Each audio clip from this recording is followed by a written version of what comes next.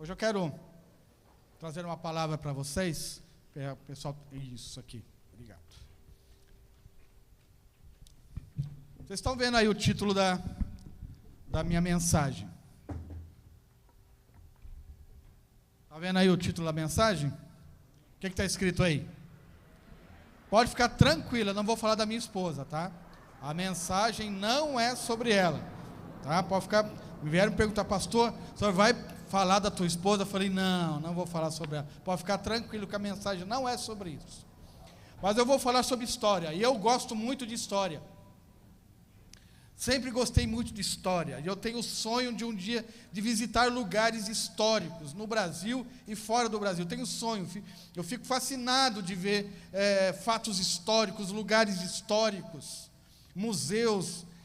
Eu sigo páginas de arqueologia, páginas da história, eu gosto de ver isso, né? E durante toda a história, existem muitos fatos históricos que contam a história de impérios, de reis poderosos.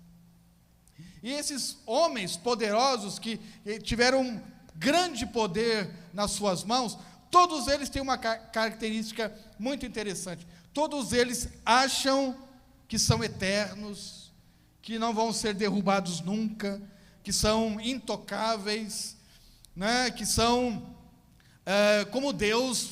Alguns deles se consideravam deuses. E a Bíblia conta a história de um desses impérios, de um desses homens, desses imperadores. O seu nome era Nabucodonosor, nome estranho para nós. Nabucodonosor, ele foi o rei de um grande império, obrigado. O Império Babilônico, no período ali do profeta Daniel, Ezequiel, aquele período ali.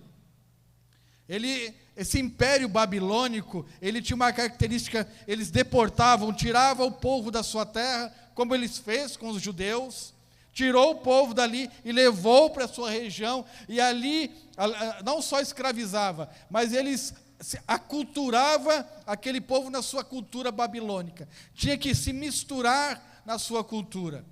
Para você se situar no local, hoje a Babilônia, hoje onde é o Iraque.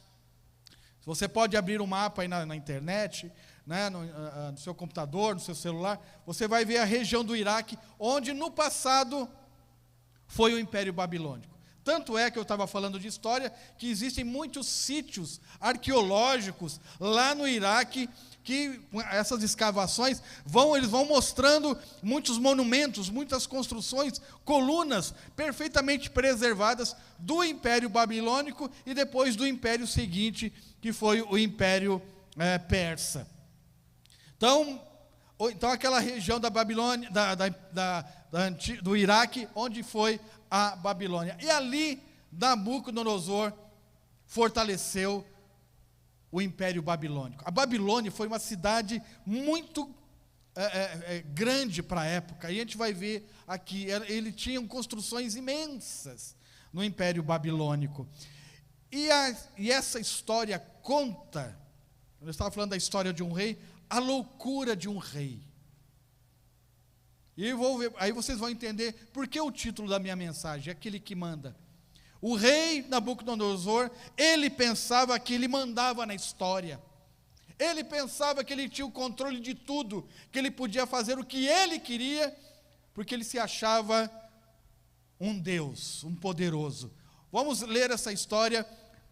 O texto aí de Daniel é um pouco longo, mas fique aí comigo que você vai entender. É uma história maravilhosa, esse texto aí de Daniel, capítulo 4, a partir do verso 4, que diz assim: e é o próprio rei, é o próprio Nabucodonosor narrando a história. Isso fica o texto mais belo ainda, que é o próprio Nabucodonosor, há centenas e centenas e centenas de séculos atrás, contando essa história dele mesmo. E ele diz assim: eu, Nabucodonosor, estava tranquilo em minha casa e feliz no meu palácio. Tive um sonho que me espantou. Quando eu estava na minha cama, os pensamentos e as visões que passaram diante dos meus olhos me perturbaram. Por isso, expedi um decreto ordenando que fossem trazidos à minha presença todos os sábios da Babilônia, para que me revelassem a interpretação do sonho. Então vieram os magos, os encantadores, os caldeus e os feiticeiros. Eu lhes contei o sonho, mas eles não puderam revelar a sua interpretação. Por fim, apresentou-se Daniel, que é chamado de Beltesazar, em honra ao nome do meu Deus. Ele tem o espírito dos santos deuses. Eu lhe contei o sonho, dizendo: Beltesazar, chefe dos magos, eu sei que você tem o espírito dos santos deuses e que não há mistério que você não possa explicar. Vou lhe contar o sonho que eu tive, para que você me diga o que ele significa. Estas foram as visões que passaram diante dos meus olhos. Quando eu estava deitado na minha cama, eu estava olhando e vi uma árvore no meio da terra, cuja altura era enorme. A árvore cresceu e se tornou forte, de maneira que a sua altura chegou até o céu. Ela podia ser vista desde os confins da terra. A sua folhagem era bela, o seu fruto era abundante, e nela havia sustento para todos. Debaixo dela, os animais selvagens achavam sombra, e as aves do céu faziam morada nos seus ramos, e todos os seres vivos se alimentavam dela. No meu sonho, quando eu estava na minha cama, havia um vigilante, um santo, que descia do céu, gritando em alta voz: derrubem a árvore, cortem os seus ramos, arranquem as suas folhas e espalhem os seus frutos, espantem os animais que estão debaixo dela e as aves que fazem morada nos seus ramos. Mas o toco, com as raízes, deixem na terra, amarrado com correntes de ferro e de bronze, em meio à erva do campo, que esse toco seja molhado pelo orvalho do céu, e que a parte que lhe cabe seja a erva da terra, junto com os animais. Que o coração dele seja mudado, para que não seja mais coração humano, e lhe seja dado coração de animal, e passem sobre ele 7 tempos. Essa sentença é por decreto dos vigilantes, e esta é a ordem e é mandado dos santos, para que os que vivem saibam que o Altíssimo tem domínio sobre o reino dos homens. Ele dá esse reino a quem quer, e põe sobre ele até o mais humilde dos homens. Este foi o sonho que eu, rei Nabucodonosor, tive. Você, Beltesazar, diga a interpretação, porque todos os sábios do meu reino não puderam me revelar a interpretação. Mas eu sei que você pode, porque você tem o espírito dos santos deuses. Daniel então explica o sonho. Então Daniel, cujo nome era Beltesazar, ficou perplexo por algum tempo, e os seus pensamentos o perturbavam. Então o rei lhe disse: Beltesazar, não deixe que o sonho ou a sua interpretação o perturbem. Beltesazar respondeu: meu senhor, quem dera o sonho fosse a respeito daqueles que o odeiam, e a sua interpretação se aplicasse aos seus inimigos. A árvore que o Senhor viu, que cresceu e se tornou forte, cuja altura chegou até o céu, que foi vista por toda a terra, cuja folhagem era bela, cujo fruto era abundante, na qual havia sustento para todos, debaixo da qual os animais selvagens achavam sombra, e em cujos ramos as aves dos céus faziam morada. Aquela árvore é o Senhor, ó Rei, que cresceu e veio a ser forte. A sua grandeza, ó Rei, cresceu e chega até o céu, e o seu domínio se estende até a extremidade da terra. Quanto ao vigilante, ou o santo que o rei viu, que descia do céu e que dizia: cortem e destruam a árvore, mas deixem o toco com as raízes na terra, amarrado com correntes de ferro e de bronze, em meio à erva do campo, que esse toco seja molhado pelo orvalho do céu, e que a parte que lhe cabe seja com os animais selvagens, até que passem sobre ele 7 tempos. Esta é a interpretação, ó Rei. Este é o decreto do Altíssimo que virá contra o meu Senhor, ó Rei. O Senhor será expulso do meio das pessoas, e a sua morada será com os animais selvagens. O Senhor comerá capim como os bois, e será molhado pelo orvalho do céu. e passarão 7 tempos, até que o Senhor, ó Rei, reconheça que o Altíssimo tem domínio sobre os reinos do mundo e os dá a quem Ele quer. Quanto ao que foi dito, que se deixasse o toco da árvore com as suas raízes, isso significa que o seu reino voltará a ser seu, depois que o Senhor tiver reconhecido que o céu domina. Ou seja, ele tinha que reconhecer quem é que manda. Portanto, ó Rei, aceite o meu conselho, abandone os seus pecados, praticando a justiça e acabe com as suas iniquidades, usando de misericórdia para com os pobres, e assim talvez a sua tranquilidade se prolongue. Tudo isso, de fato, aconteceu com o rei Nabucodonosor. Passado 12 meses, quando estava passeando no terraço do palácio real da cidade da Babilônia, o rei disse: não é esta a grande Babilônia que eu construí para a casa real, com o meu grandioso poder e para a glória da minha majestade? Enquanto o rei falava, veio uma voz do céu que disse: a você, rei Nabucodonosor, se anuncia o seguinte: este reino lhe foi tirado. Você será expulso do meio das pessoas, e a sua morada será com os animais selvagens.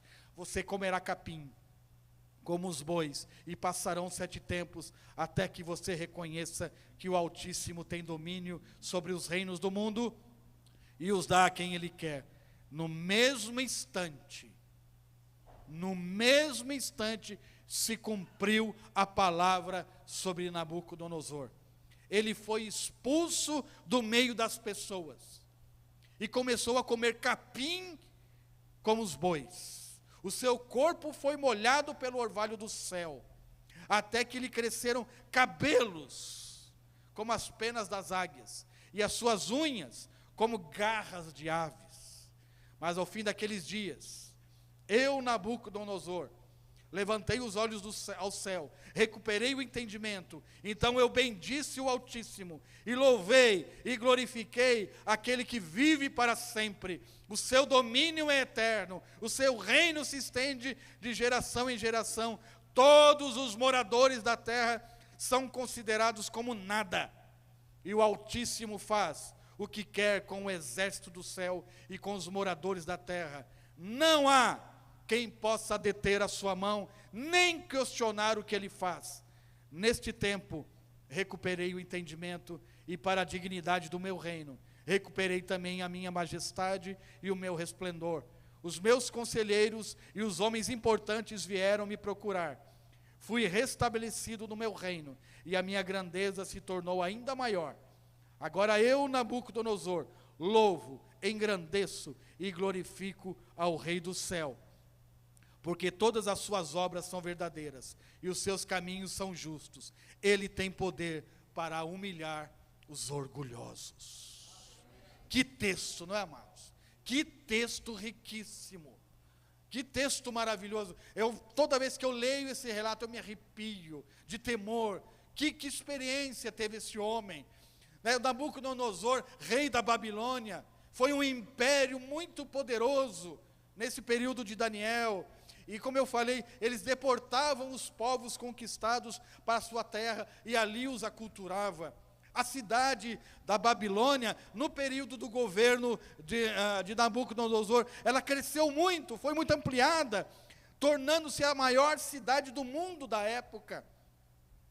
O rio Eufrates, se você procurar na internet esse mapa, essas figuras da Babilônia da época, o rio Eufrates cortava a cidade, e era cercada de imensas muralhas, por toda a cidade, com vários portões. Cada portão tinha o nome de um deus babilônico.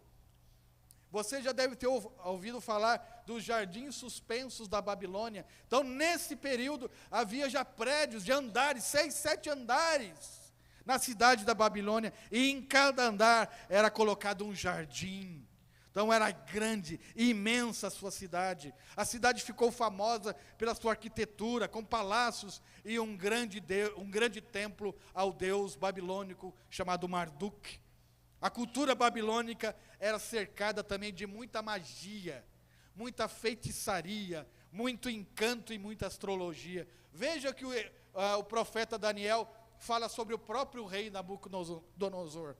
Porque o rei da Babilônia irá parar na bifurcação, na entrada dos dois caminhos, para fazer o quê? Adivinhações, sacudirá as flechas, consultará os ídolos do lar e examinará o fígado de um animal. Feitiçaria. Feitiçaria.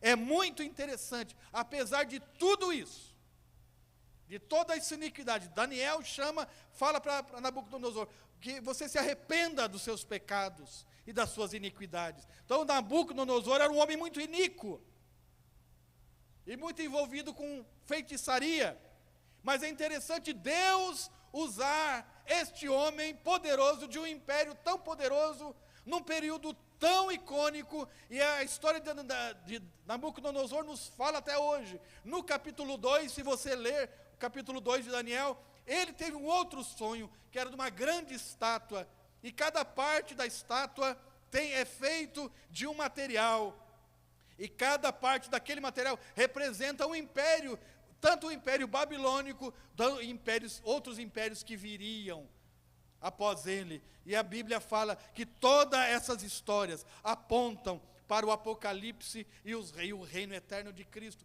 Tudo foi dado para esse homem, com a interpretação de Daniel. O livro de Daniel, a gente pode dizer que é o Apocalipse do Antigo Testamento. Tudo aponta para o fim. E agora no capítulo 4, Nabucodonosor tem um outro sonho, que é esse que eu li aqui para vocês. Mas agora o sonho é sobre ele mesmo. E essa experiência ele teve que viver. E ele se torna um rei louco, por causa do seu orgulho, por causa da sua riqueza, e por causa da sua arrogância. Ele se achava um Deus. E veio uma voz do céu, diz que o seu reino é tirado, e você vai virar como um bicho. Nabucodonosor virou um bicho. O homem mais poderoso daquela época se tornou um bicho, foi comer capim. Diz aqui que os seus cabelos cresceram tanto que pareciam penas de aves, e as suas unhas pareciam garras, de tão louco que ele ficou. E ele foi viver como um bicho, pastar como um bicho. Olha, e Daniel dá um conselho para ele. Ó rei, aceite o meu conselho, abandone os seus pecados, praticando a justiça, e acabe com as suas iniquidades, usando de misericórdia para com os pobres. Assim talvez a sua tranquilidade se prolongue.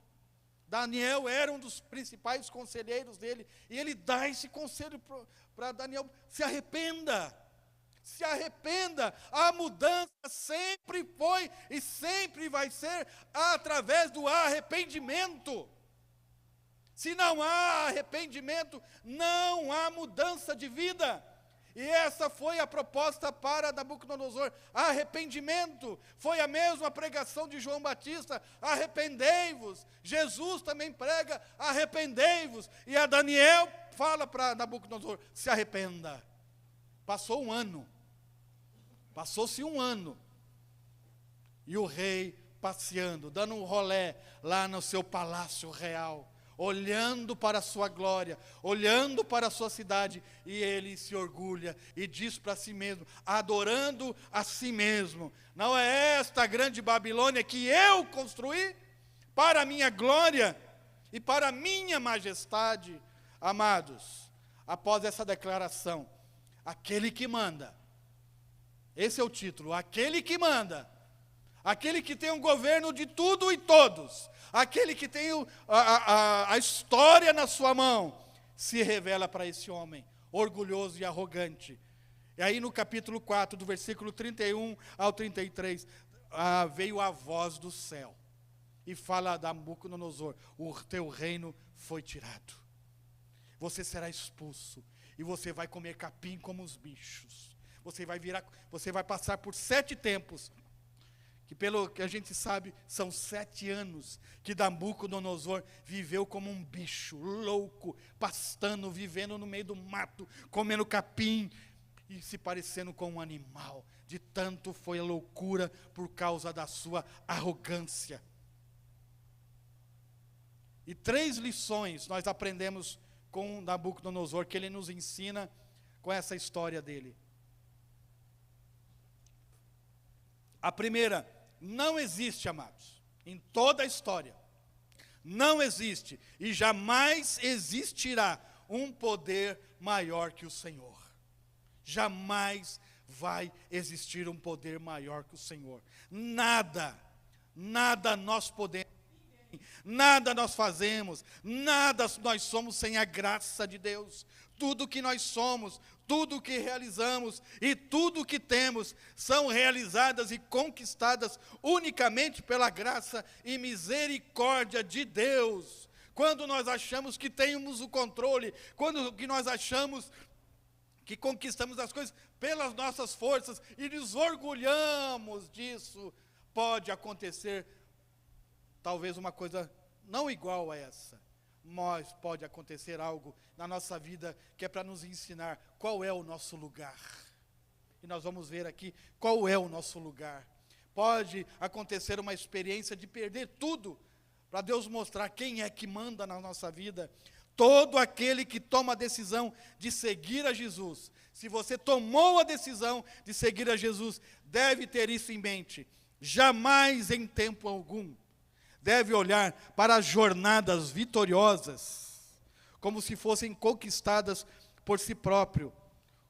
Como um seguidor de Jesus o coloca à frente de tudo, ou o coloca em primeiro lugar. Deus tem que estar em primeiro lugar na nossa vida. Tudo que nós fazemos, conquistamos, realizamos, como seguidores de Jesus, é dele, é por ele e é para ele. Porque ele é que manda. Jamais em tempo algum devemos olhar para as nossas jornadas de vitória, aquilo que a gente conquista, as nossas promoções, os nossos recursos, a nossa prosperidade, como se fossem conquistadas pela nossa força.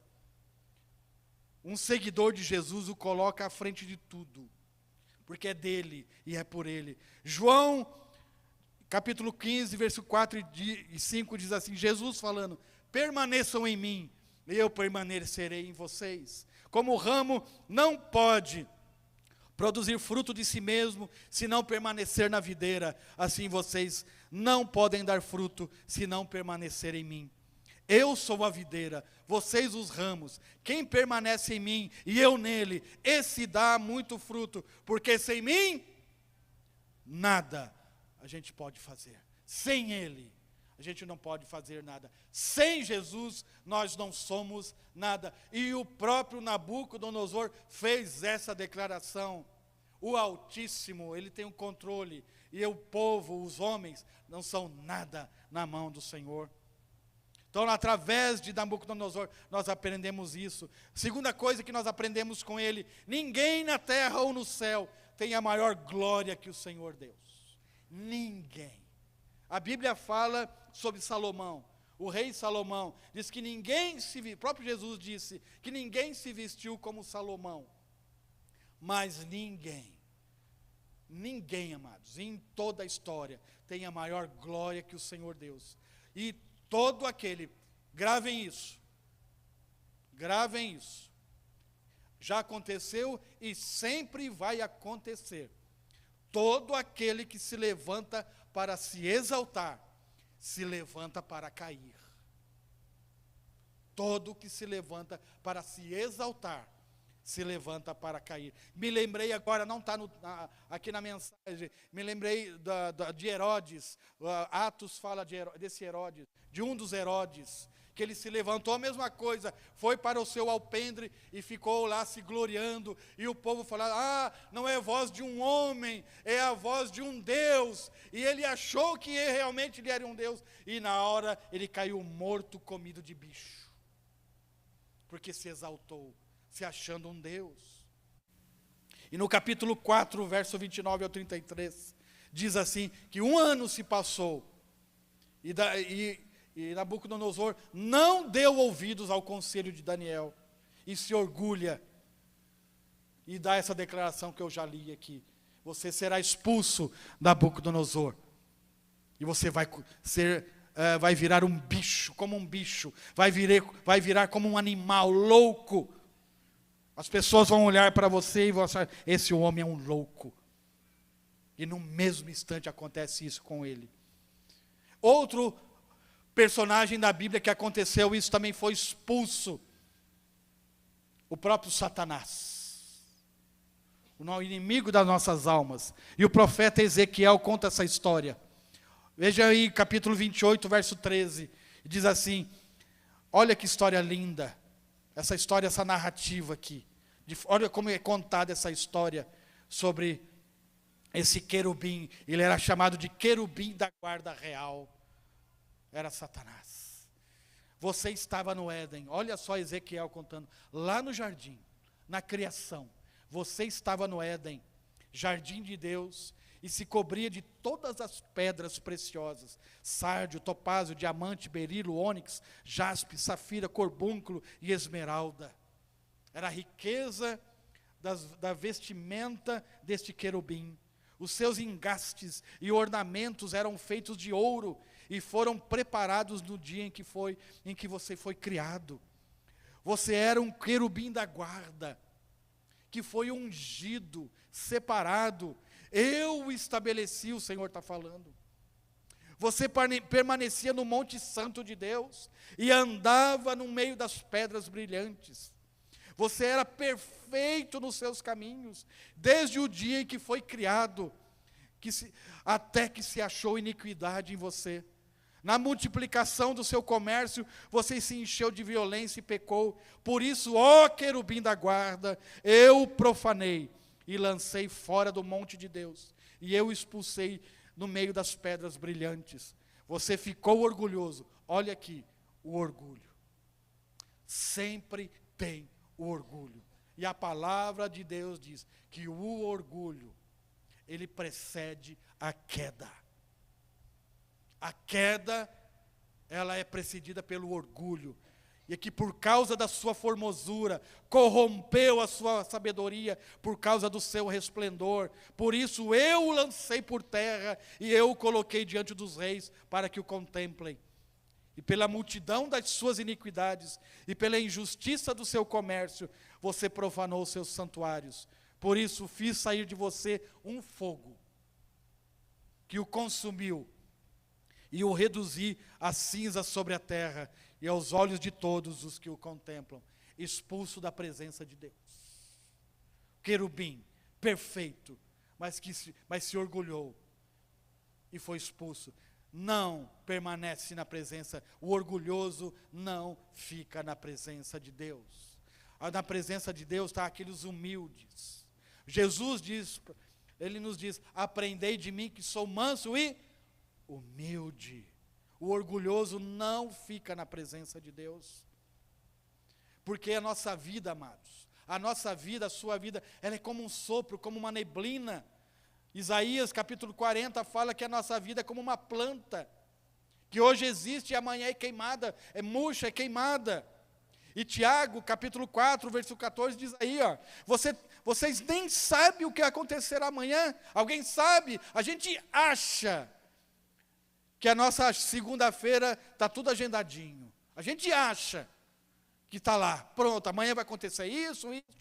A gente acha, mas a palavra de Deus está dizendo aqui, vocês nem sabem o que vai acontecer amanhã, que é a sua vida.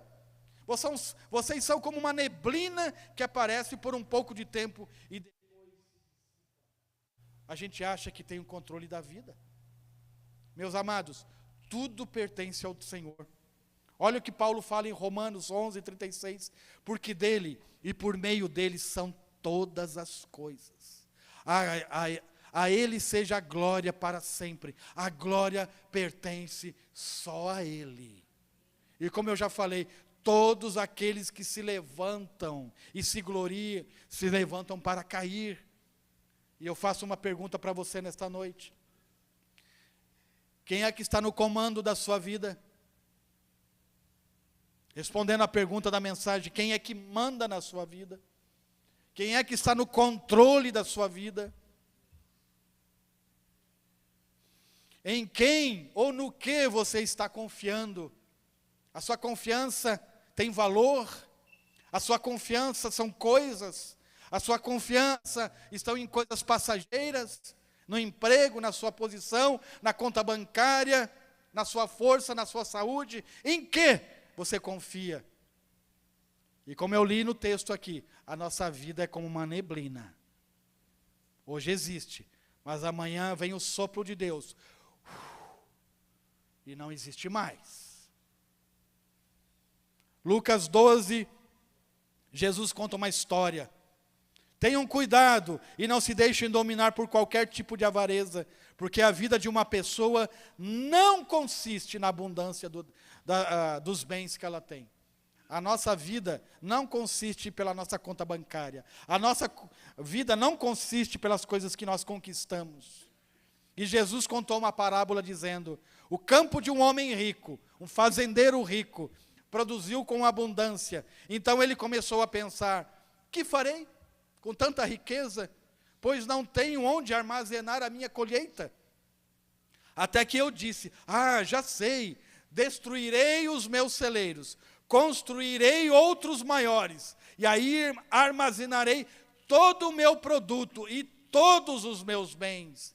Então direi para minha alma, para si mesmo: você tem em depósito muitos bens, para muitos anos. Olha aí, o pensamento que não vai acabar nunca. Descanse, coma, beba, aproveite a vida. Não é isso que se diz por aí? Aproveite a vida, faz o que o teu coração mandar. Mas Deus disse para esse homem: louco, louco, esta noite lhe pedirão a alma. E o que você tem preparado? Para quem será? Assim é o que ajunta tesouros para si mesmo, mas não é rico para com Deus.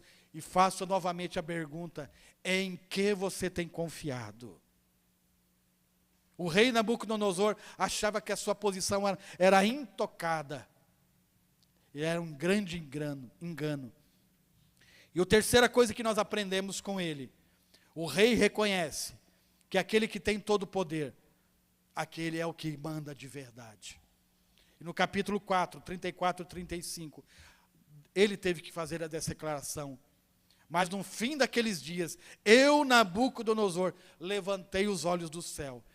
Todos aqueles que vão lá para o fundo, como foi o rei Nabucodonosor, ele foi lá no mais profundo da sua loucura.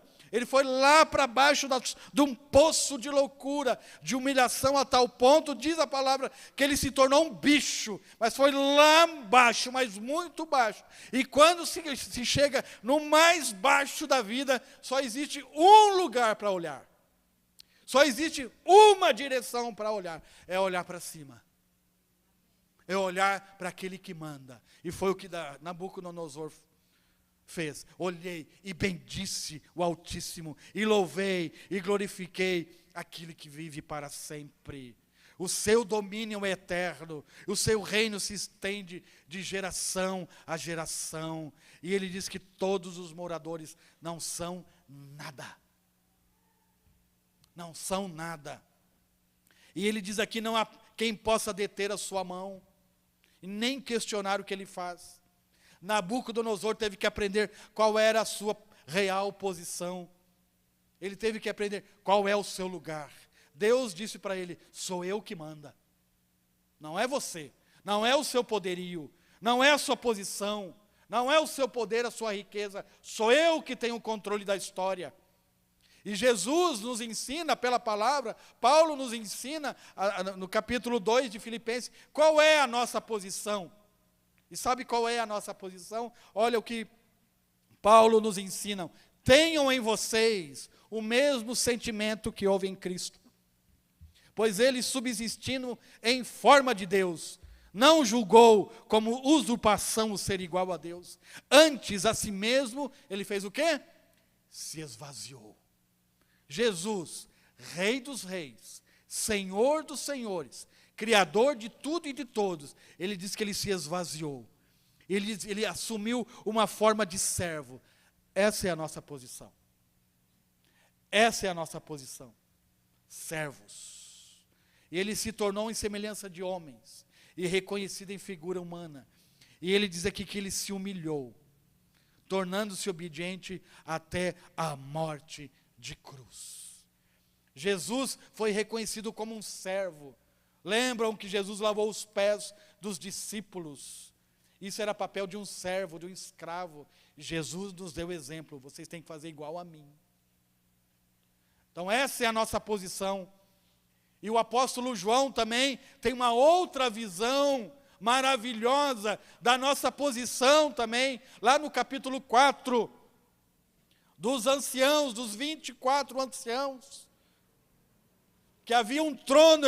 João fala que ele viu um trono, e a voz que se ouvia era a voz como de trombeta, e ele diz: suba até aqui. E me achei em espírito, e eis que havia um trono armado no céu. É a mesma visão que Isaías teve no capítulo 6. Havia um trono, e alguém estava sentado nesse trono. E esse que estava sentado era semelhante ao aspecto da pedra de jaspe, de sardônio. Ao redor do trono havia um arco-íris, semelhante no aspecto à esmeralda. Ao redor do trono haviam também 24 tronos, e neles estavam sentados 24 anciãos, vestidos de branco e com coroas na cabeça de ouro. Do trono saíam relâmpagos, vozes e trovões, e diante do trono estavam acesas 7 tochas de fogo, que são os 7 Espíritos de Deus. E diante do trono havia como um mar de vidro, semelhante ao cristal. Do meio do trono e à volta do trono havia também 4 seres viventes, cheios de olhos, por diante e por trás. O primeiro ser vivente era semelhante a um leão, apontando, falando aqui de Jesus, o leão da tribo de Judá, o Messias prometido do Antigo Testamento. O segundo era semelhante ao novilho, é o cordeiro que foi sacrificado e morreu na cruz. O terceiro era semelhante a um ser humano, ele foi reconhecido como um homem, como nós lemos. E o quarto ser vivente era semelhante a uma águia que está voando, ou seja, mostra a grandeza de Jesus já na eternidade, já ressuscitado. E os 4 seres viventes, tendo cada um deles respectivamente 6 asas, estavam cheios de olhos ao redor e por dentro, e não tinham descanso, nem de dia e nem de noite, proclamando: Santo, Santo é o Senhor Deus, o Todo-Poderoso, aquele que era e que há de vir. E no versículo 10, os 24 anciãos se prostravam diante daquele que estava sentado no trono, adoravam ao que vive para todo sempre, e depositavam as suas coroas diante do trono, proclamando: Tu és digno, Senhor, e Deus nosso, de receber a glória, a honra e o poder, porque criaste todas as coisas, e por Tua vontade elas vieram a existir e foram criadas. Trono significa poder, coroa significa reconhecimento, e os anciãos significam maturidade, experiência.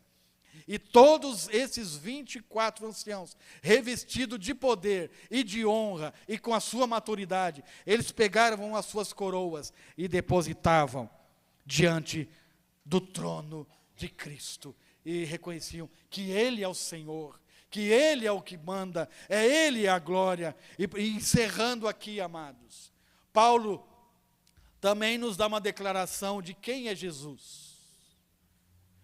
E nós temos que fazer essa declaração diariamente. Quem é Jesus na sua vida? E olha o que Paulo fala de quem é Jesus. Ele nos libertou do poder das trevas e nos transportou para o reino do Filho amado, em quem nós temos a redenção, a remissão dos pecados. Queria chamar o pessoal do louvor para cá e queria que você ficasse em pé.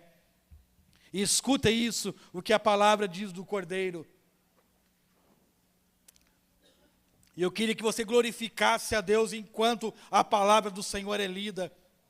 Ele é a imagem do Deus invisível. Ele é o primogênito de toda a criação. Nele foram criadas todas as coisas, nos céus e sobre a terra, as visíveis e as invisíveis, sejam tronos, soberanias, quer principados, quer potestades. Tudo foi criado por meio dele e para ele.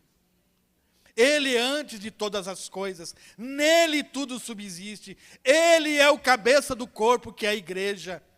Ele é o princípio, o primogênito dentre os mortos. Ele para ter a primazia em todas as coisas. Porque Deus achou por bem que nele residisse toda a plenitude, e que, havendo feito a paz pelo sangue da cruz, por meio dele, reconciliasse consigo mesmo todas as coisas, quer sobre a terra, quer nos céus. Porque nele habita corporalmente toda a plenitude da divindade.